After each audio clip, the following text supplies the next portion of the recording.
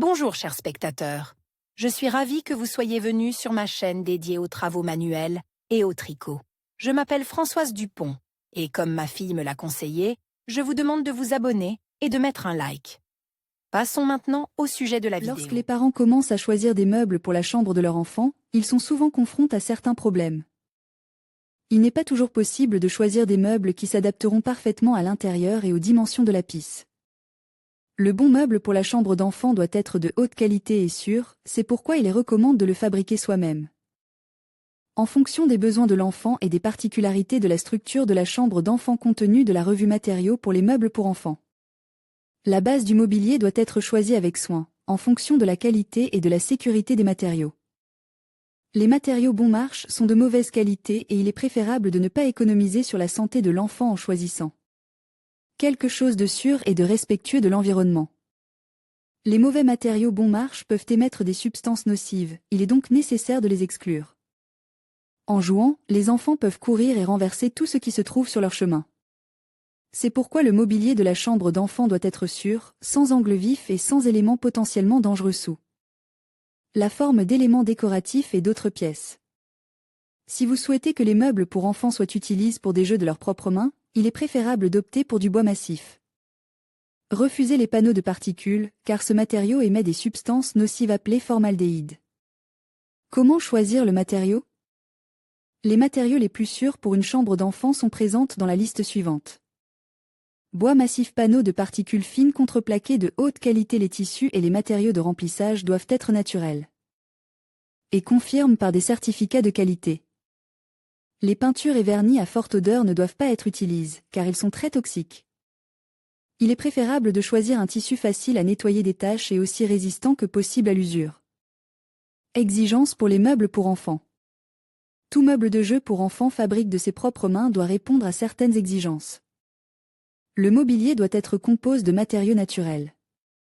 L'utilisation de clous est interdite, des boulons et des vis peuvent être utilisés. Il ne doit pas y avoir d'angle vif ni d'éléments trop petits. Les bords des meubles doivent être bien finis avec des bordures de protection. Les ferrures doivent être sûres. Il faut privilégier la durabilité et la concision. Au lieu d'une abondance d'éléments décoratifs, il est préférable d'utiliser un motif sur le meuble. Meubles pour enfants, les particularités de la fabrication. Fabriquer soi-même des meubles est un processus extrêmement passionnant et intéressant qui captive dès les premières minutes. Avec les outils nécessaires et quelques connaissances de base, vous pouvez fabriquer un meuble époustouflant, qui séduira certainement l'enfant pendant longtemps et de manière fiable. La chose la plus importante est de calculer la quantité de matériel et de l'acheter dans la bonne quantité, sans oublier bien sûr les raccords et les fixations. Il est nécessaire de dessiner au préalable un schéma précis du meuble, afin de ne pas se tromper lors du marquage et du sciage du matériau.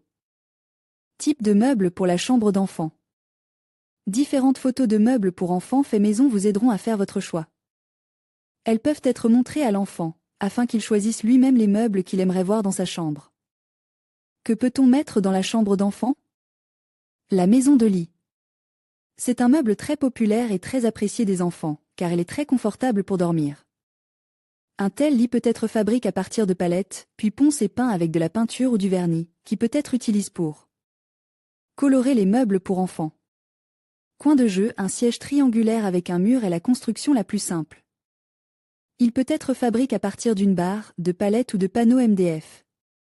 Table et chaise d'enfant, un endroit où le bébé pourra dessiner ou écrire, et s'adonner à diverses activités créatives.